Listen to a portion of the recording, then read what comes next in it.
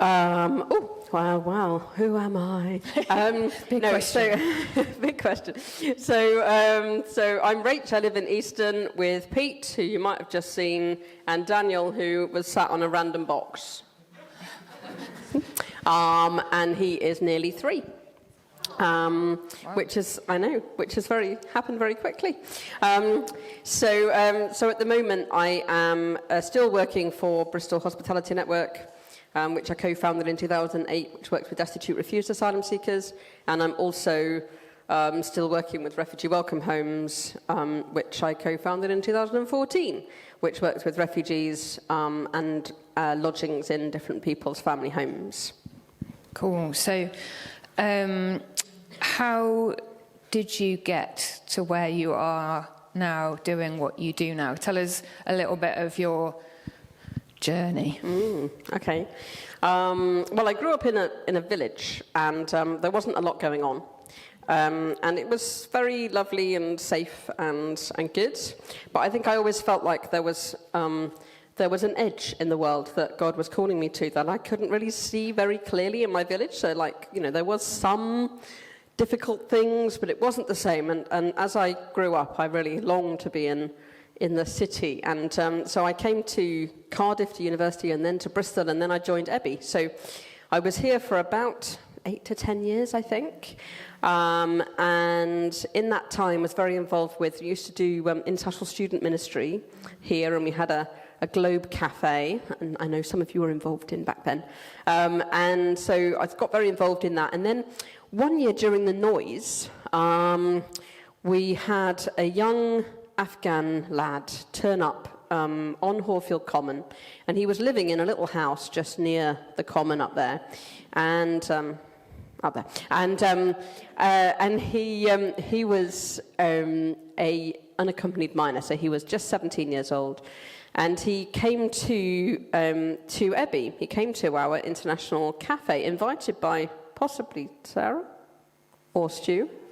Anyway, and turned up randomly at the Globe Cafe, which was unexpected because normally we had sort of Chinese and Asian students, and it was very, very, very different vibe than a 17-year-old Afghan lad, Muslim, very much a kind of new kettle of fish for us.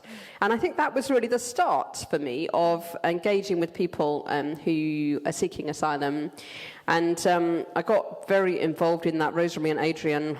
Actually, Adrian came to court with us to try and defend him as if he was a lawyer, which unfortunately didn't work. But he did try very, very hard to defend him, and we tried what we could, and in the end he was deported to Afghanistan. So anyway, update for Ebby is that he is okay, and he now lives in Italy, and he has a wife and 2 little kids, so he's okay. But he ended up having to come back out of Afghanistan a number of times before he was able to be safe. And so I've seen this journey with this young lad, and that was a really big part of my journey, walking with him and alongside him through that period. And so after a few months of knowing him, we ended up trying to get him involved in refugee sector stuff. We didn't know anything about it at the time. I wasn't involved. But we got him down to Bristol Refugee Rights, and that was the beginning of my involvement in refugee and asylum seeker stuff, really. And very soon after that, maybe a few years after that, it would have been 2008, just before, maybe 2007, I read a book, very dangerous. And it was a book that a lot of people read around that time called The Irresistible Revolution. And it was about kind of living into communities, not necessarily staying in wealthier areas of town, but moving into communities. And I said to the Lord, you must mean me to move into, some slightly, different area of Horfield. And this must be it. And I came to Ebby and I said, it must be it, this must be it. And we prayed and we thought and we put some stuff out and it just didn't land. And I was like, what is this, God? And I took myself away to stay with some nuns. They were all, They were still alive, but anyway, they lived in a very beautiful place in Somerset, and I think it's closed now. I think the nuns moved in with the monks. Anyway,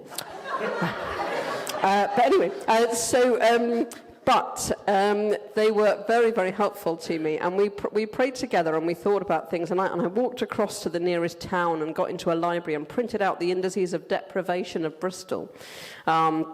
And I prayed about every area that was in the indices of deprivation. And I felt the Lord say these 3 areas and pray into these. So I did that. And anyway, I ended up moving to, sorry, it's a long story. Carry on. I ended up moving to Easton, and that was quite amazing, because having gone through this long journey of trying to work out what it was God was asking me to do, when I finally said, yes, this is it, I'm going to Easton, I spoke to a number of different people, and every single connection suddenly went bum.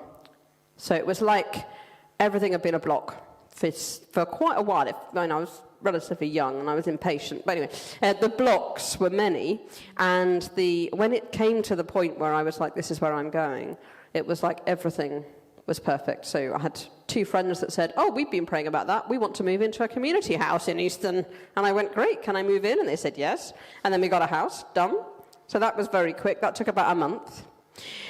Yeah, and then we were praying together in that house, and literally a month after that, we had this call from a friend of ours, and she said, this was the end of 2008, she said, we have been thinking, she was volunteering at Bristol Refugee Rights, and she'd seen a lot of destitute, refused asylum seekers, and she was like, we must do something about this, because there's no accommodation. So we're giving, it's like food parcels, you know, when you run on North Bristol Food Bank, probably find this, you know, you're giving out stuff and you're like, where's the root cause? How are we're giving out stuff, but the people are still being chucked in the river upstream, and we can't challenge that thing. And so that was the question, you know, how do we accommodate people and challenge the causes of destitution? How do we help both of those things happen? And so she called this meeting, and we went to Cafe Kino and we had a nice coffee, and it was very nice. I think it was a coffee. Anyway, but very nice.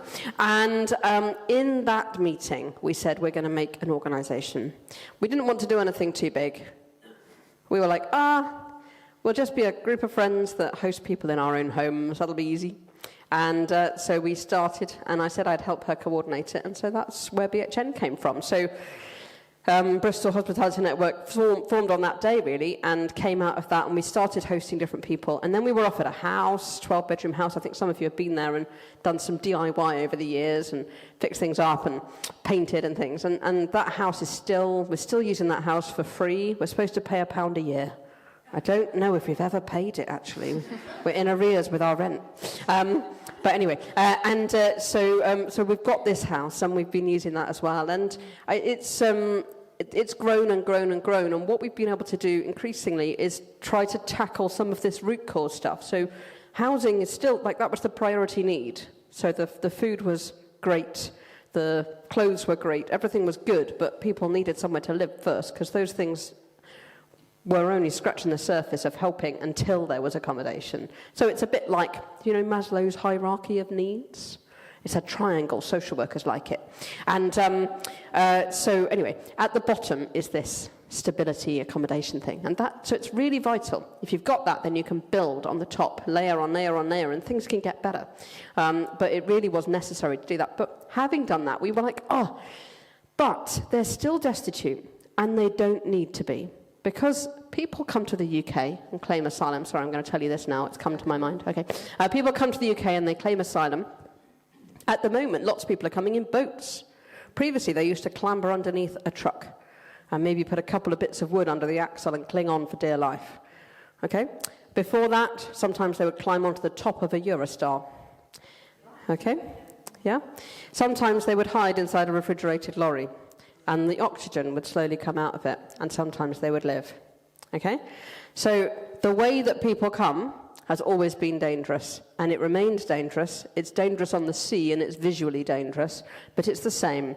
And the numbers of people have crept up over the last 2 years, but previously they were pretty stable for about 10 years. So there wasn't very many people coming to the UK to claim asylum. So the few that did come, which I think last year was 60,000 and the year before was 35, 40.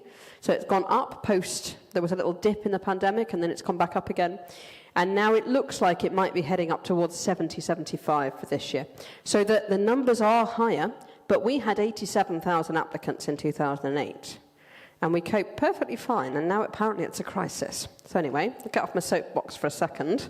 But anyway, so when people come, they claim asylum, they're entitled to do that under international law, a law that we wrote with lots of other people after the war, because in the Second World War, there was no way that we could take people from anywhere else in the world because there was no rule, no system.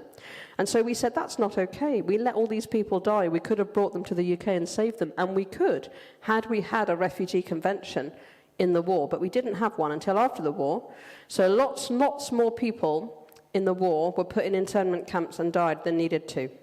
And that was because we didn't have a refugee convention. But we do have it now, which is great. International law, all approved. So we can have people come, claim asylum, get the sanctuary that they need.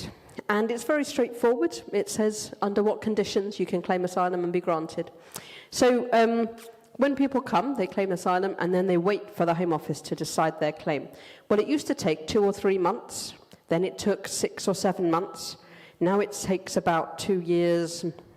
Okay? And in that time, you're not allowed to work, you're not allowed benefits, you're not allowed anything. Okay? You have a special accommodation provision, which they sort of go around saying is quite nice. Or they go into a hotel. Well, I can tell you, I've been to one of those hotels. And I would not want to live there. And we have a number of people that are living in that hotel, part of our church in Easton, and maybe 30 of them. Actually, it's been really weird because our church has suddenly turned into an Iranian fellowship, which is lovely, but completely mad. So anyway, there were about 30 people, and now there's about 60 people, and 30 of them are asylum seekers.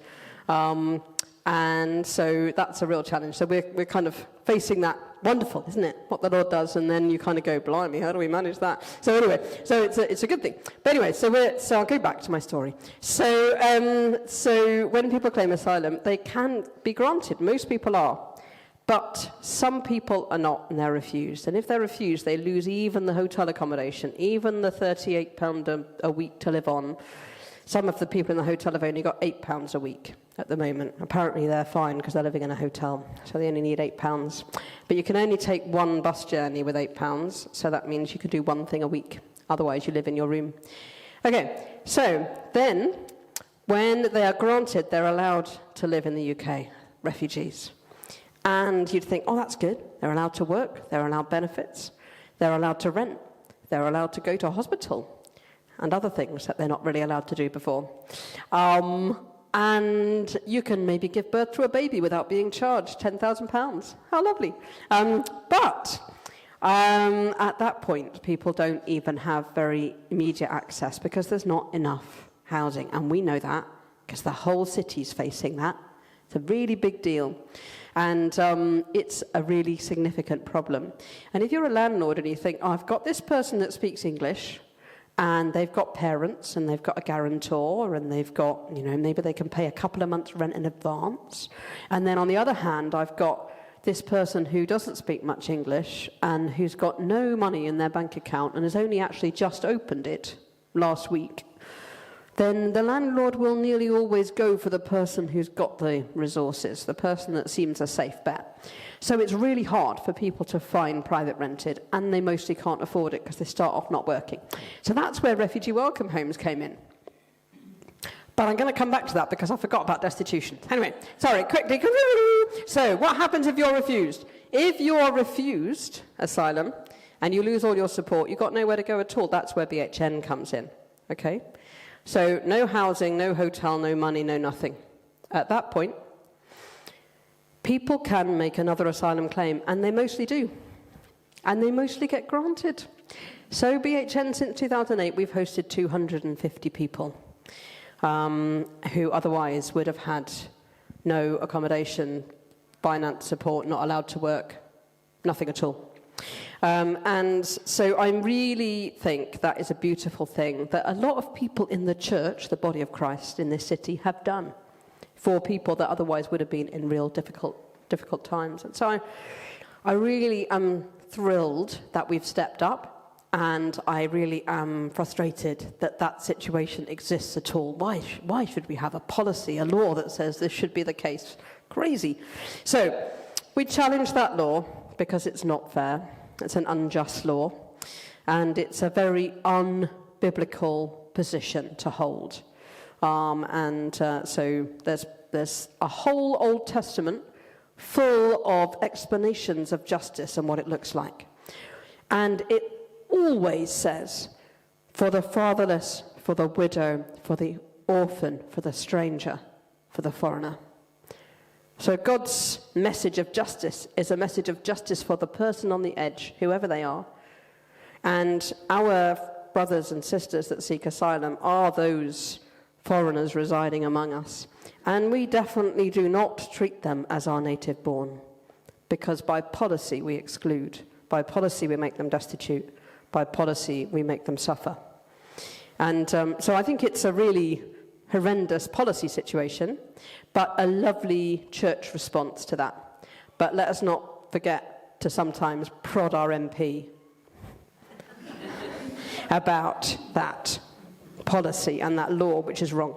Okay, so when BHN hosts somebody, we support them to make a fresh asylum claim. That means they can go back into the asylum system, they can apply again with some new evidence. Maybe they didn't have evidence before, they didn't know how the UK works. You know, we like paper.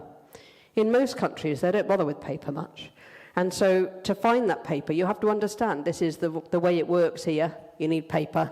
And then when people realize that, they go, oh, I'll get paper. They go and get it. They make a fresh claim. They get granted. So of our 250 people, we're either still working with them or 86% got leave to remain. Okay? So that means that they were made destitute, but they had a claim. Okay? Which makes it even more, what's our suitable word? Unjust. Okay? So, BHN, we have been doing that. And we've also had a welcome centre, which is based in the church. So when I left Ebby, going back to that, I left Ebby, sent out to Easton in this, it took me a long time to leave because I loved you a lot. And I still do. It sounded like I'd stopped. Anyway, I do.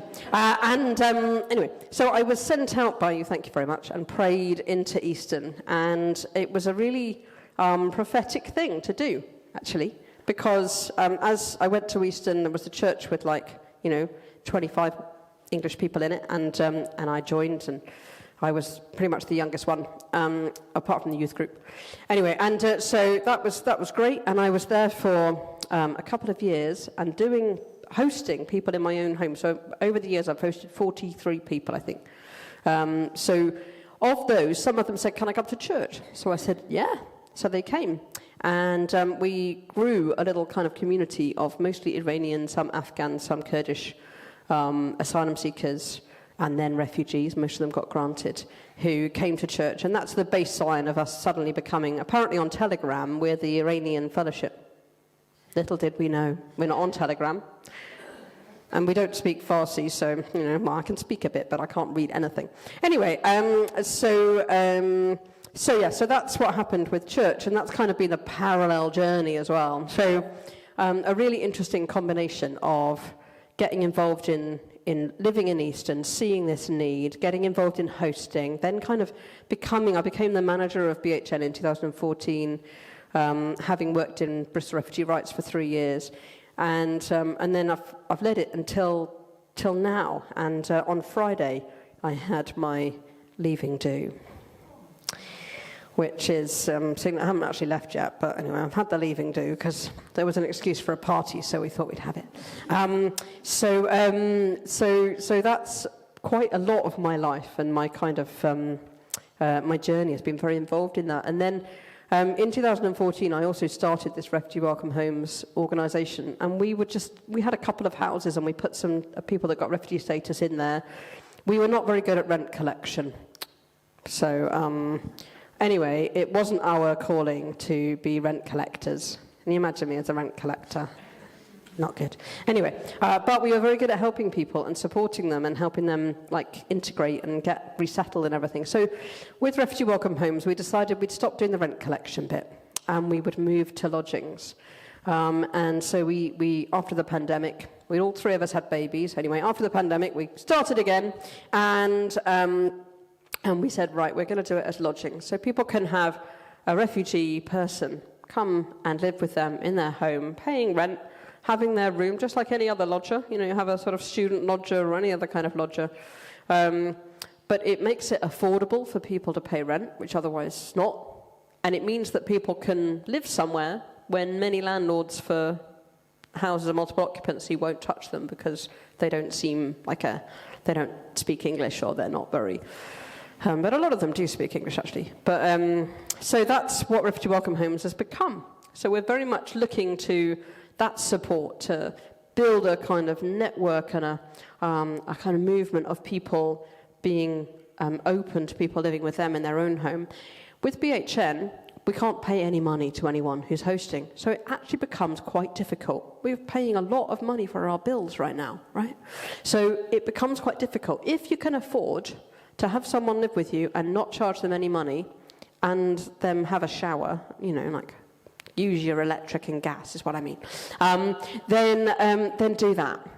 And if you can't afford to do that and you've got a spare room, but actually you could have a lodger, and you're thinking I might have a lodger, then do it with refugees because it's a very, very straightforward thing to do. And we are here in Refugee Welcome Homes to try and support people to do that. So all of the wraparound for that person that lives in the home is all handled. And so that's what we're needing support for, to have the staff to support those people who are living in lodgings across Bristol. So that's what we've developed Refugee Welcome Homes into. So I've sort of transitioned in my journey through destitution and then to refugees as well, and involved in both of those. And then Pete and I got married and we had Danny, wonderful. And unexpected, actually, because when I left here, I thought that was it. I wasn't going to get married. I pretty much decided that was the end. That was the end. And anyway, and then I met Pete. I had to wait for him for 3 hours on our first date. Perseverance pays off. But anyway, he's not here, is he? That's okay. He didn't hear that. But anyway, we did get through that, and we got married, and it was lovely. And we've got Danny, and now we are going to foster to adopt. So we feel like we can do that, and it's God's calling to us now to put some effort into that side of things. And as I was thinking about that, I was feeling my journey with BHN, I've taken it to where I think I can go. I know myself, and where I get to the point where I've built something and it needs to be continued by someone, I'm not that excited by just doing continuing. I like starting, and I like building. And so I think I felt like the time had come to allow that to be taken on by someone who has the full-time time for it, and I haven't got full-time time. So I'm not just going to take a year off. I am leaving BHN, and a new director called Mijanu, interesting name, I think she's Dutch, is going to take over. And she's lovely, and I've met her, and I think it'll be absolutely fabulous for BHN to have someone, she's lots more experience than me, so to take it on into the future.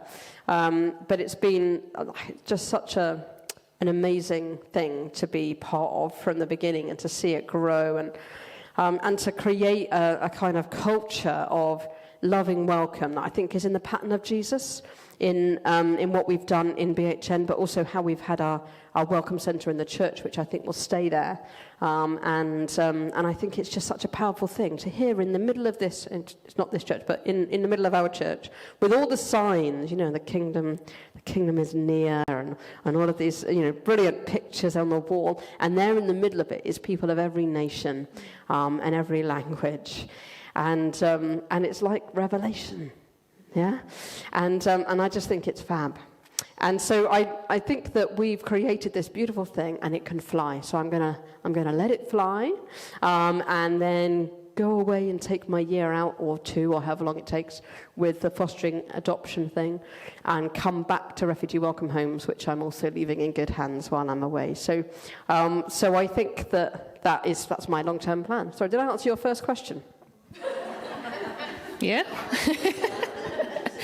In a long-winded way. No, I can listen to you for days, Rach. Genuinely. It's not going to be days. Really, really encouraging to hear how you've got there. I remember you spoke at Ebby, but I think it was in COVID, so you're on video, and you talked about a bit about your journey, about how, like, the next step of it all, and you didn't kind of go from having your first thought to leading BHN, and that's always really stuck with me, that, you know, God was inviting you to stick your toe in the water, or, you know, take the next step. That's I've always remembered that, and I really like that. Sometimes we kind of look at people like you or, you know, like where you're at, and kind of assume that the journey was easy and it was kind of God said this and then you were here. But I love the way God does stuff like that. What do you want to do now? I think if God had told me what I was going to do, I wouldn't have done it. Yeah. So it's best not to know and just do one little thing. Yeah, a bit like leading church. What do you want to do now? Well, there were two choices. I like to offer a choice. I basically said, I think, what I want to say, mostly. Mm-hmm. Yeah. So that's handy. That happened randomly. But at this point, I really wanted to have an opportunity to have a think together and talk together with each other. And so I don't know whether you want to get into little kind of clusters around where you're sat. But I think the questions I have are, is there something new? So you can think about any of these. Is there something new you've heard that I've said that surprised you? And do you have a kind of reflection from that sense of surprise? Is there something that's made you think? And what is it? And if I didn't make you think at all, it's perfectly fine. And then the other thing that I wanted to think about was a little bit on that theme of what's the toe in the water. So for each one of us, I always believe that God is, when we come to listen to the nudge and the quiet voice of Jesus in the world, which is our kind of constant calling. But as we come to do that, what's the next thing? And it is something to pray into and something to think into, but also just to talk about and reflect about together. So for some people in Ebby, I know that there are people that have started with the Homes for Ukraine scheme, which is fab. I may have seen some of you on our Refugee Welcome Homes training. But is there something beyond that? Is there something after that? What's the nudge? Where's the toe in the water for you? Because for each one of us, I think God has a kind of a nudge for us today. That's my sense as I prayed about this morning. And I feel like it's worth thinking that out. So maybe you want to spend some time sitting and thinking and praying, or maybe you want to spend some time talking with some people near you about what's surprised you, and whether you felt that nudge, you want to talk about that with someone else. I don't want to force people to do that. And the other thing I have is a number of different passages of Scripture, which are scribbled on a paper. Hopefully you can read my writing.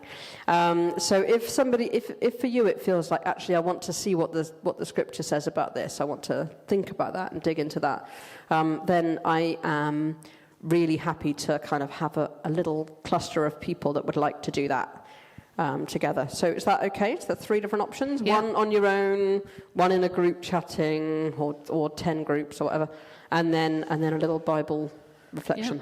Yeah. Rach, do you want to hang out there? And if people want to... Ben really wanted the Bible, didn't you, Ben? Do that. But yeah, like Rach said, if you want to chat with people around you, or you just want to kind of take a bit of space to pray and ask God, what what are you saying specifically to me right now, then we'll do that for a bit of time, and then maybe we'll come back, and if you have questions or thoughts that you want to say out loud, and Rach will respond to those, and we'll pray together. Briefly. I shall try and do briefly. So Don't have to do the half-hour answer to one question again. The kids and carol singers will be back at some point, so yeah, does that sound all right? Cool.